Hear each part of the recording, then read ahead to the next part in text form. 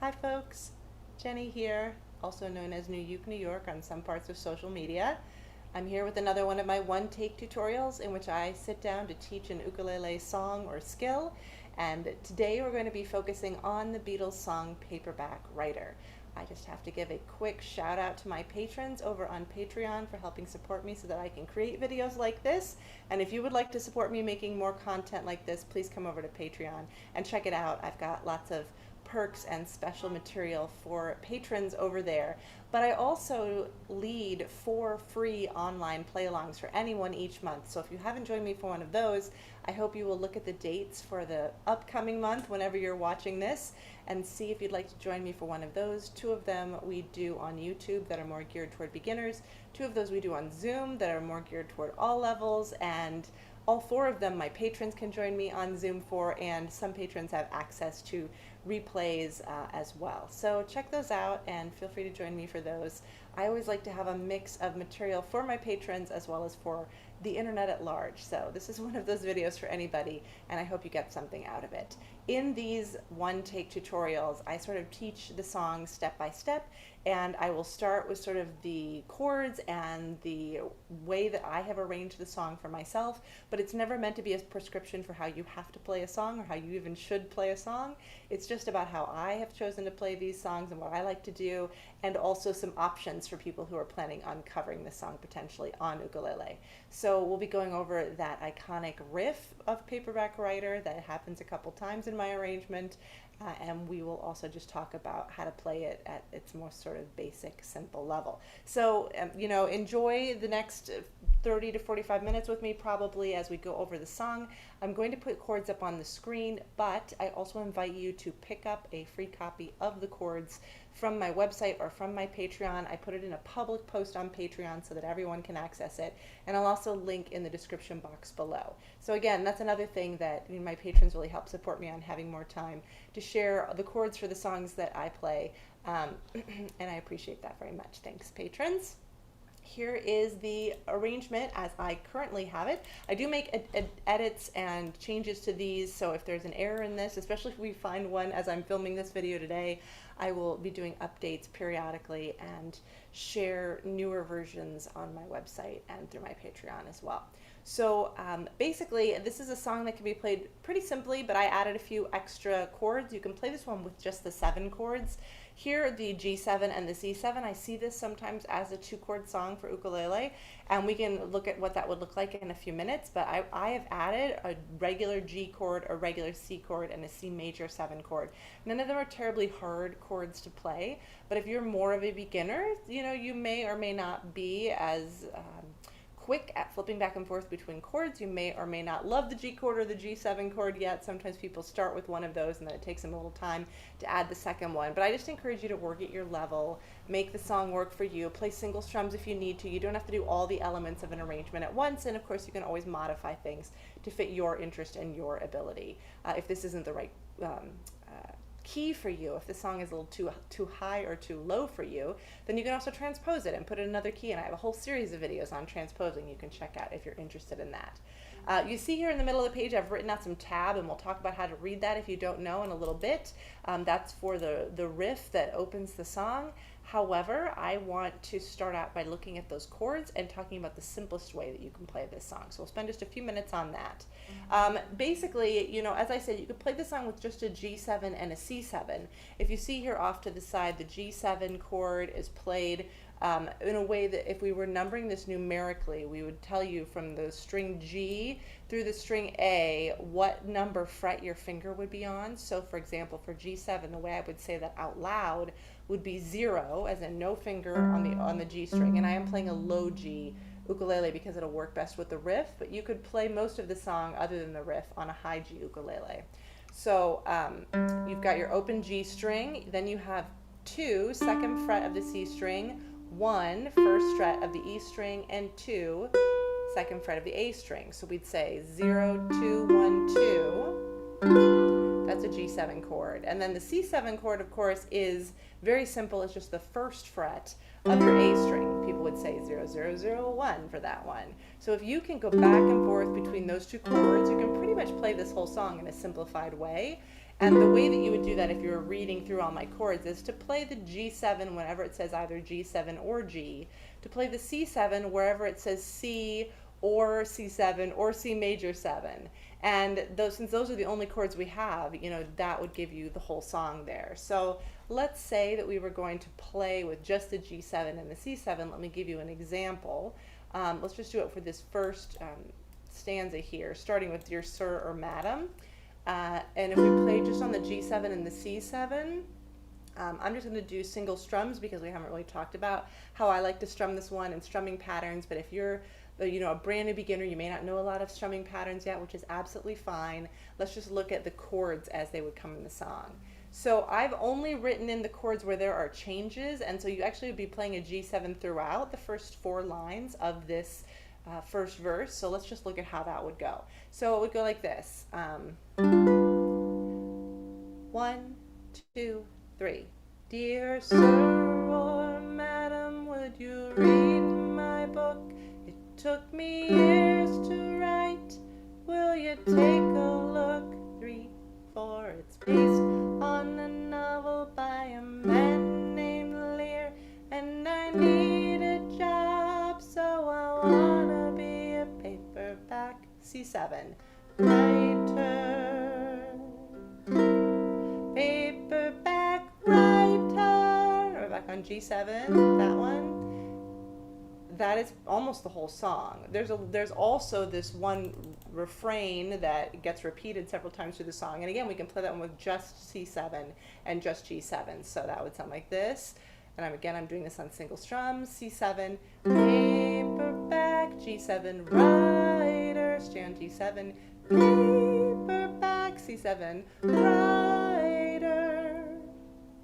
That's pretty much the whole song right there. There's some repeats, there's some different lyrics, but those are the 2 main chords that you need for this song, and you can do without the other ones. I added the other ones in, as I said, because I like going back and forth a little bit more, with a few extra chords, and I like the contrast between a G7 and a G. Can you hear how they're related chords, but there's a difference? A G7 just sounds a little more sort of, less major, a little more rich. And the C similarly, here's the C, very bright sounding, and the C7, again, has that kind of like little bit of a depth to it. So that's the difference between the 2. You could play this whole song just on the C and the G instead of the C7 and the G7, but I think that the Beatles deserve that little bit of an edge that the 7 chords give them, so that's why my first choice would be to use the 2 7 chords, the C7 and the G7, rather than the 2 regular major chords, the C and the G. But that's a personal preference. If you like the sound of the brighter, Dear Sir or Madam, and I need a job, so I want to be paperback writer, and then stay on that C, paperback writer, you can play it with just those 2 chords too. That would be another choice you could make. So now let's say you wanted to play it as I've written the chords out for you here. Let's just look at how it's just slightly different. You'd start out with the C and the G on that opening line that I already have highlighted. Paperback writer, paperback writer. We'll skip the riff for now. And we go down and we play basically what I just played. The difference will come after the first 4 lines. You've got Dear Sir or Madam, all the way down to, and I need a job, so I want to be a paperback writer. Now, what do I mean here by this little line? What I'm doing basically, there's sort of a chord walk down. And what will happen there is after you do, I need a job, so I want to be a paperback writer. I've used these little forward slashes to indicate a single strum. And what I'm doing there is I'm quickly giving 1 single strum to each of those 3 chords. C, C major 7, C7. And I'm doing that just to walk down from my C to my C major 7, which is on the 2nd fret, to my C7, which is on the 1st fret. So you're just moving that finger along. You can move the same finger, or you can go 3, 2, 1, which is how I usually play it, from middle to, ring to middle to index on your fretting hand. However you play that, it's going to move fairly quickly. So if you're up to speed, and I need a job, so I want to be a paperback writer, you've got to get those in pretty quickly. You kind of get 2 beats for the writer, and then I come back up. Yeah, I like to come up on that C, major 7 is a down, and then the C7 is an up strum again. Need a job, so I wanna be a paperback writer.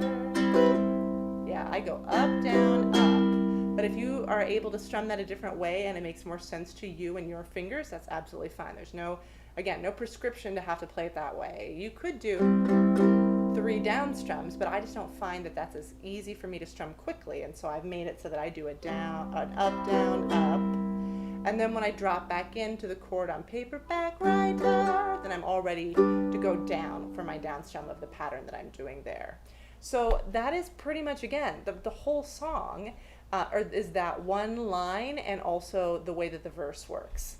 And other than that, it's pretty much repetition and you making your choices of how you stylistically want to do it.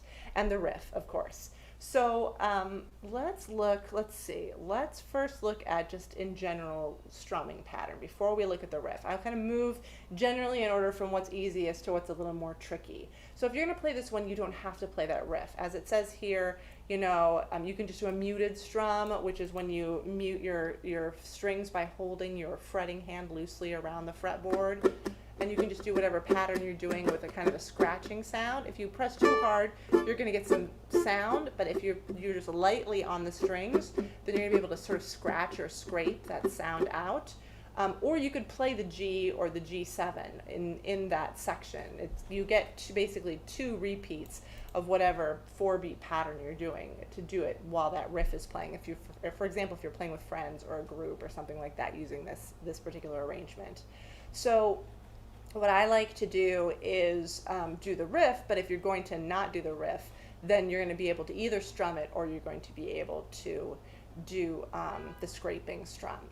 So what kind of strum might we use? And a lot of people have heard of island strum, for example. Not every strumming pattern has a name, but that's one that's really popular in ukulele groups and with a lot of people who are teaching beginners. It's not the easiest strum for everybody, and sometimes it's the only strum people can do. So I'm very conscious of the fact that there's kind of this push-pull, but some people want to be able to make island strum fit for everything. It really works best for sort of songs with sort of 4-beat measures, like a good 1, 2, 3, 4 count. But some people don't want to do it at all or are trying to do something else. So I want to give you a few options. I tend to play this one with that classic island strum, which is written up here at the top of the screen, and this is not going to be a tutorial on how to do that strum, but basically you've got your 1 and 2 and 3 and 4 and count for each measure in this song, and over that 1, 2, 3, 4 you are playing this, and I'll do it on the G chord. Down, down, up, up, down, up. Down, down, up, down, up. What you're really doing is doing this down, up, down, up, down, up, down, up in a looser way. You're not being regimented about the rhythm, and you're dropping out the first ups. You're not doing down, up. You're doing a down and then a miss, and then you're playing the next down, up, and then you're missing the next down. So really you could think of this if you're learning it for the very first time, and there's other ukulele teachers who have great island strum tutorials like Cynthia Lynn if you're trying to check out how to do island strum. Down, miss, down, up, miss, up, down, up. But you want to keep that hand moving. And then when this gets easier for you to do, you relax the rhythm. Down, miss, down, up, down, miss, down, up, miss, up, down, up. Sometimes it's easier for people who are counting, and some people find it much easier just to listen and try to emulate it. But it's going to be easiest if you keep that hand going the whole time. So that's the strum that I use for this song. If that strum's too hard for you, you haven't learned it yet, or you're not interested in it, or you've done it way too much and you're ready to do something else, you could also do a very basic, what some people would call a rock strum. So again, on that G, you are going to be doing 4 down strums on those beats. 1, 2, 3, 4. 1, 2, 3, 4. And then try adding it up at the end.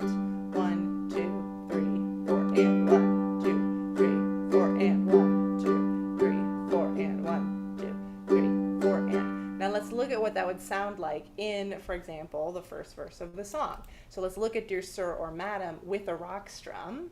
And so let's play with the G7 chord. 1, 2, 3. Dear sir or madam, will you read my book? Took me years to write. Will you take a look? I'm doing a little slow. It's based on a novel by a man named Lear, and I need a job, so I wanna be a paperback writer. 3. So you do 1, 2, 3. Okay, so if you're doing that strum, then it's actually easier for me to do. It's still easier for me to come up. You can do it either way. Coming up on the walk down, up, down, up. You could do C, down, down, and then do one more down for that C. Try it both ways and see which one works for you. You know, there's no rule on how you need to do it. And then you go back into paperback writer. And eventually you'd want to get it up to a little faster tempo so it didn't sound quite so like mechanical. Dear sir, madam, will you read my book? It took me years to write. Will you take a look? Based on a novel by a man named Lear, and I need a job, so I wanna be a paperback writer. Oh, and there, see, when I moved it up quicker, it made more sense to just do writer twice, and then I'm ready to come down with the walk down. I didn't try to fit a third one in, because it's just moving so quickly at that point. So depending on what tempo you're taking this at will also affect how you play it, and that's helpful to know. So there are other ways that you could strum this. You can just do single strums for the whole song. You can just mark out the 4 beats without that up at the end. You can just do 2 beats. Sir or madam, will you read my book? It took me years to write. Will you take a look? You know, make it work for you and make it something that you can play if you're wanting to sing along. Especially make it something you can sing along with while you're playing. Although those two skills are different, so you may need to work on the playing first, and then the singing might come later. But that is something that you can fit together more easily if you know the song well, and also if you're doing a strum that is sort of automatic in your hand. So once you know the strum really well, it's much easier to add the singing if it hasn't been easy for you at the beginning. It can be a little bit of a journey. So now let's look at how we would play it if we're going to do the island strum. And I want to show you 2 things. I want to show you kind of standard island strum, and then I want to show you a little bit of the pump technique that I add to it, which is what it says here up at the top. It says pump the first down. So what does that mean? Well, let's look at that same first verse with an island strum. So let's get into our island strum groove, and again, we'll take it a little slow, not too fast.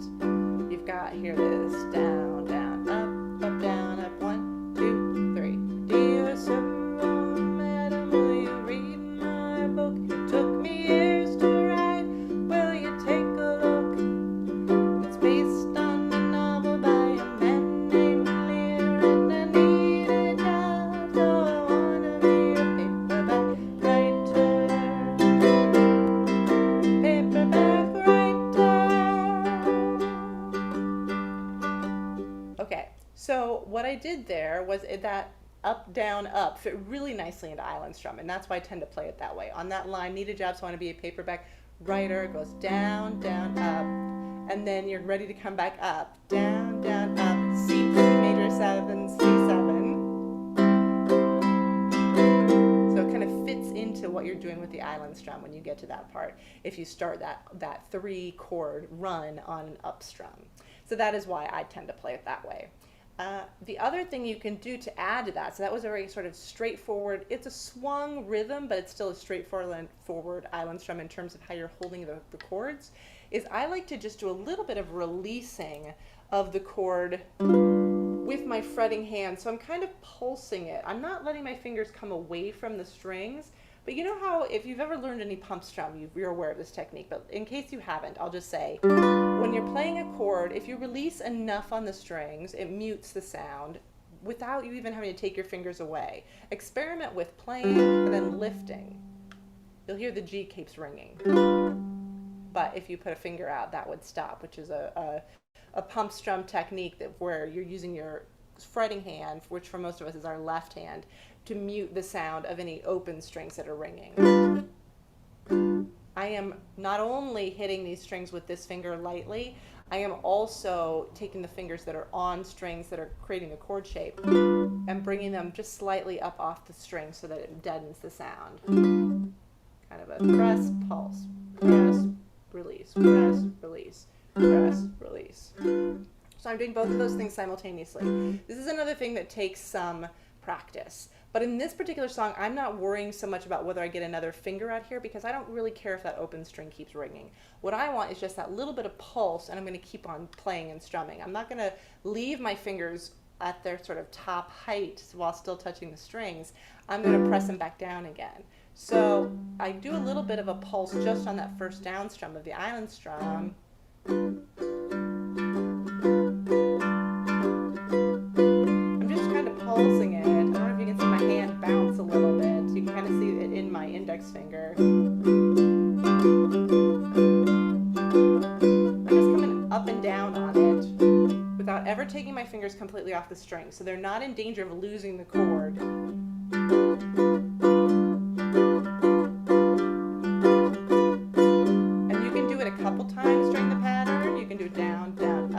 Sometimes I'll lift again on that up, down, down, up, down, up, down, down, up. Or you can just do it on that first one, down, down, up, down, up. I'm not really planning out how I'm going to do it. I'm letting my finger sort of do its own thing, but I am doing a little pulse, pulse, pulse, pulse, pulse, pulse, pulse, pulse. Just bouncing that hand just slightly on these strings to get a little bit more bounce in my sound. So that's the other thing that I'm doing with the island strum in this that I don't do in every song. So that gives it, if you listen to my original cover, which I'll also link down below, you can hear that little bit of bounce happening, and hopefully you'll be able to hear it when we do our playthrough on this song as well. So let me put the chords back up on the screen. So those are kind of the biggest elements. I've got my single strums at the beginning, so you know you've got the paperback, writer, and then you go to G7, paperback, writer. Those are all single strums. Here in the middle, sometimes I'll do a double strum as it's written in there. You could do this at the beginning too, which if you like one better than the other, you could do it all the way through the song. But you see how that line comes back in again here midway down the page. Sometimes I'll do paperback, writer, paperback, writer, or you could even do writer. That's another place where your individual expression is going to be fully, you know, it's going to be fully up to you how you do that. But I tend to do it as just single strums the first time, and then I throw in the extra ones on the later times that I'm going to be playing this. That isn't probably even something I made as a conscious choice the first time I played it, but it can be a conscious choice for you now that we're talking about it. And then we've got the island strum verses with that little bit of a chord walk down. Those are all of the elements with the exception of the riff. So to put it all together, if you're going to play all of the elements that I played in my original cover, let's talk about the riff. And again, this is going to really work best on a low G, and I'll show you why. Because if you played it on a high G, let me just grab, I've got a little tuned up Waterman ukulele here, plastic ukulele, ready to play this riff on the high G. It's not going to sound quite right. If you played it on the high G, it would sound like this.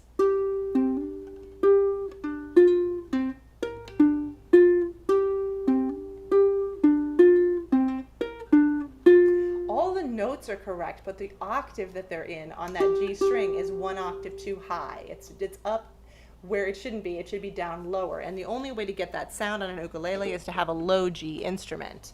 So if you have a low G instrument, then it's going to be much easier for this riff to sound correct to you. You could still choose to play it on the high G like that and just have it be a little bit off sounding, but if you want it to sound more like the original, you'll need to do it on a low G instrument. And you don't have to have two ukuleles. You can always have one strung low G and nothing strung high G, or you can go back and forth, and each time you make a string change, you can change it. But a lot of people do have two ukuleles, one of them strung low G and one of them strung high G. So if you do have that circumstance, pick up your low G, or if you only have low G, then you're in luck, because this works best for low G instruments.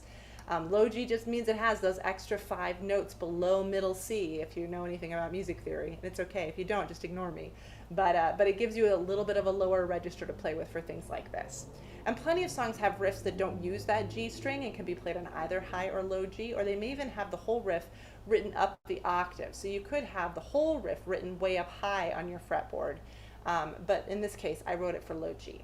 So the way that this tab is written in the middle here, if you haven't read tab before, I've given you each line of the string looking at the page as if you're looking at your instrument turned toward you. So the G string, this is assuming you're a right-handed player. The G string would be on the bottom, then C, E, A up at the top, which is how it's written on the page. And the number that is written here is referring to what fret your finger should be pressing when you pluck that string. So you're going to be pressing, of course, with your fretting hand, which for most of us is our left hand. You're going to be plucking with the right hand for most of us, which is your strumming hand. And when it says 0, it's just an open string. You don't have any fingers down on the fretboard at all, but you may need to have a finger nearby ready to press down because this riff moves a little bit quickly once you get the song going up to speed. So the way that this works, you're never pressing 2 strings at once in this particular tab. There's other tab and other riffs, of course, where you do multiple strings at the same time. This one is just a single string tab. It's just the very bare basics. And the only other tricky thing about it is this H2. So when it says 0 H2, it means open string, hammer on to the 2nd fret. And a hammer on is when you just press your finger down hard after you've already plucked another note. So if I pluck this open C string and then I press my middle finger down hard, I want to do it more quickly than I was just showing you. You should get a sound that is that note that you just pressed on their fretboard. So in this case, I'm going from an open C string, which is a C note, to 2nd fret, which is a D note. I'm going C, D. You sometimes have to press kind of hard, and it can depend on your strings how responsive they are. And also if you have very high string height, it can be a little harder to do this, so it may take some practice. But that is your hammer on, and that is the only other technique involved in this particular tab. So you may need to practice that a little bit. The other thing I recommend when doing tab like this is that you think about what fingers do I really need to lift in order to make these different notes, and what fingers can I leave where they are. Because for example, we're only playing 1 string at a time. So you start with your G string, then you do open, hammer on 2 on C, then you play 3 on E, but then you come back to C on 2. And since you're only playing 1 string at a time, you can leave this 2 down. You can leave your finger on the 2nd fret of the C string while you play this 3 on the E string, and then when you come back to it, your finger's already there. The other place that happens is here on the E string. You're going to next play a 1st fret on the E string, and then you're going to play on the C, G, and C again, but when you come back to E string, you're on that 1st fret again. So you can actually you can keep it there while you play these other 3 notes. You can keep this 1st fret on the E string.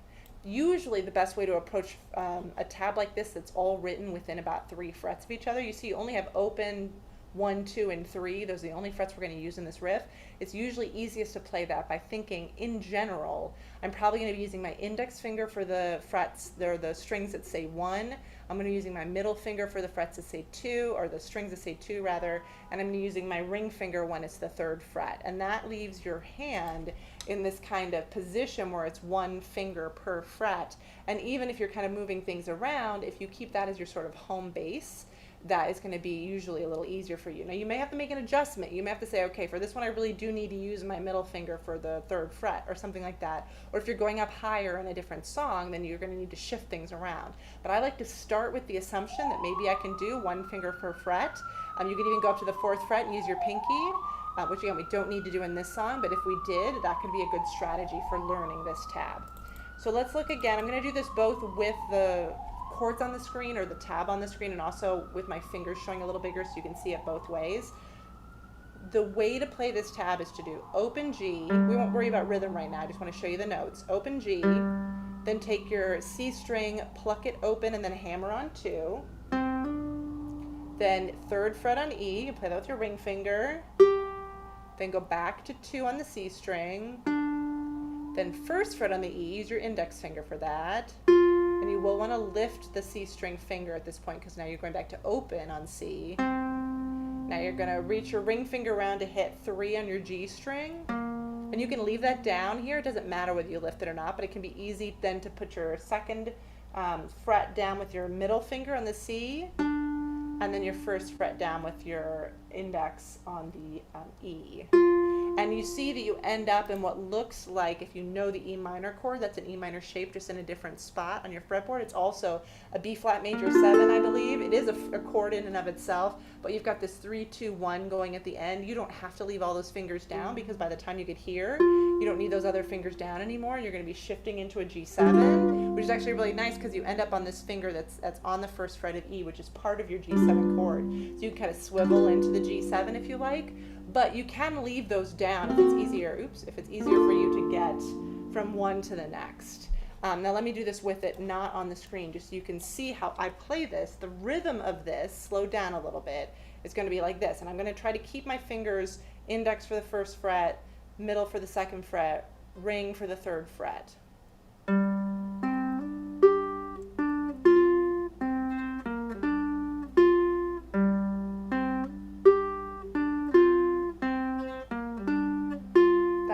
rhythm. So I am not moving my fingers around any more than I need to. Going from open, open to, sorry. Then I've got my ring finger here ready at the E string. And I don't need to lift my 2 on the C string. Remember I said it can go. And then I've got to have my index ready to come over here. And in fact, I could have my index down already when I start this. If I start with my index finger down just at the very beginning, even though I'm not playing it until the 5th note, is it? 1, 2, 3, 4, 6th note, it's ready to go. Because when I press my 3rd finger on the E string, this finger isn't going to be doing anything because it's behind that. Whatever's closest to your sound hole is making the noise on that string. So I can have 2 fingers down on this string so that then when I lift that 3, I'm already playing the 1. That's totally up to you, but you could put a little note for yourself on your music. If you want to start out with your finger, your index finger in that position, you could absolutely strategize it that way. Oops, I missed my hammer on.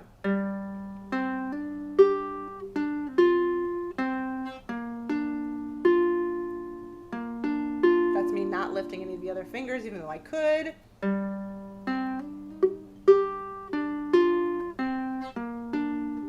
That was an example of me not hitting the hammer on hard enough so it didn't make a noise. Also, if your fingers have any length to them on your fretting hand, this may be a little tricky. I actually should probably trim these, and there's just the barest bit of white on them because it would make my hammer on work a little better.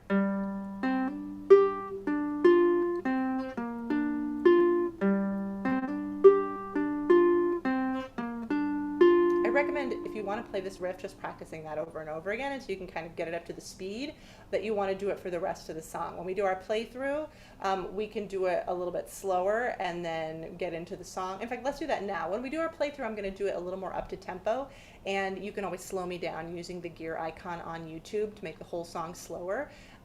And that can help. Or if I'm going too slow, you can even speed me up, but most people don't tend to need that on a lesson.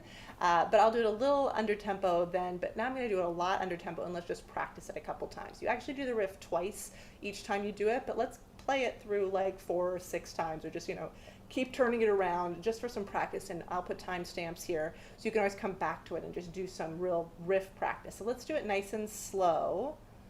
1, 2, 3, 4.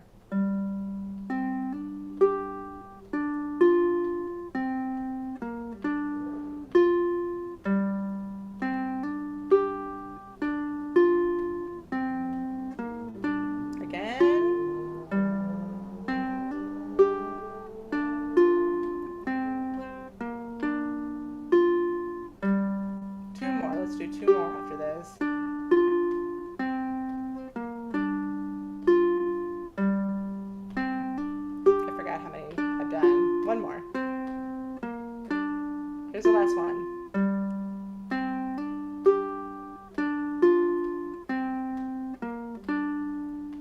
All right, so go back and do that sequence as many times as you need to sort of practice that. And again, slow me down, speed me up, get to the speed that you want to be, and then that riff's going to be a lot easier to insert into your song. And now let's see how it actually goes into the song and comes out of the intro as well. Let's just look at this. So you're going to start out up here where it says single strums above the riff. So it'll start out with your count. And let's see, we're doing it about that same tempo. 1, 2, 3, 4. Paperback. Sorry. Paperback. 2, 3, 4. Yeah, that's how slow it would go. Oh my gosh, that feels so slow, right? Let's do it that slow anyway, just to kind of get into it. 1, 2, 3, 4. Paperback writer, for paperback writer riff.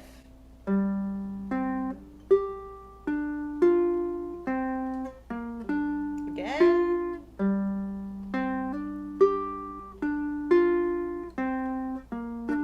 Dear sir,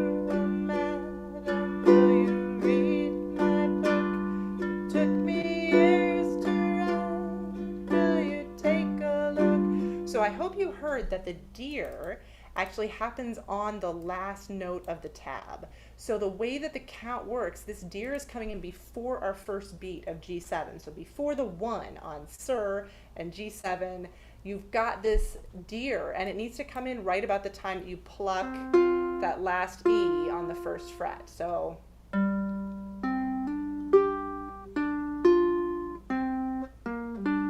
dear sir, madam, will you read my book? Obviously, again, we're gonna ideally be doing this a little faster than that, but that is the timing for that dear. And then where does when it comes in later, it's going to be very similar, because you're going to have, again, that same opening line. I've just thrown in an extra down strum on each of those so that it's paperback writer, paperback writer, riff.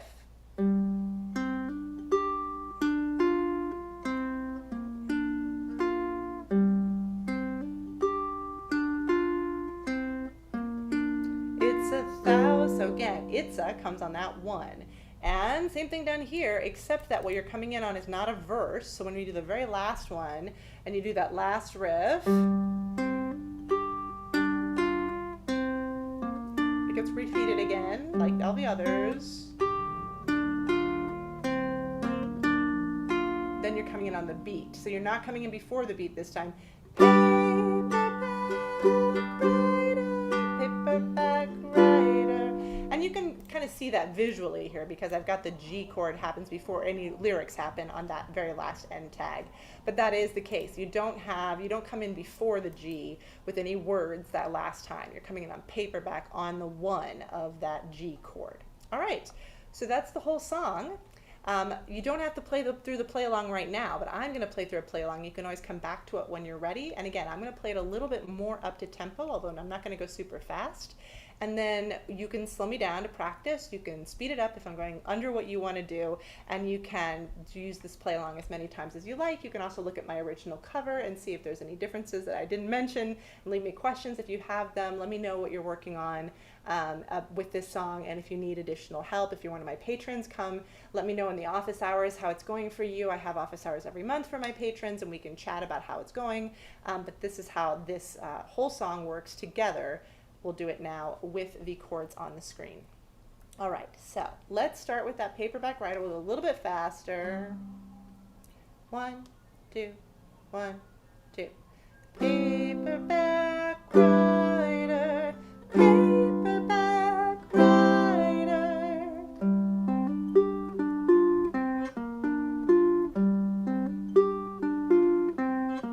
Dear sir, madam, will you read my book? It took me years to write. Will you take a look? It's based on a novel by a man named Lear, and I need a job, so I wanna be a paperback writer. Paperback writer.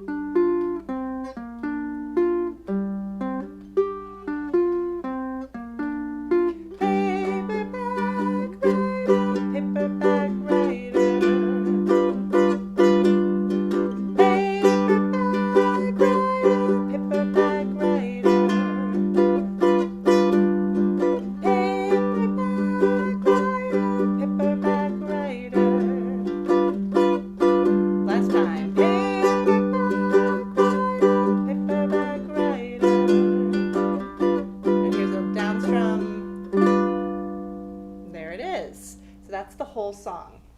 As I said, please leave me comments and questions below. Let me know what was most useful to you, if you would rather have me have the chords on the screen all the time, if you'd rather have the chords on the screen less of the time. I'm always experimenting with this format and trying to do things that are more helpful to people who are watching and learning the songs.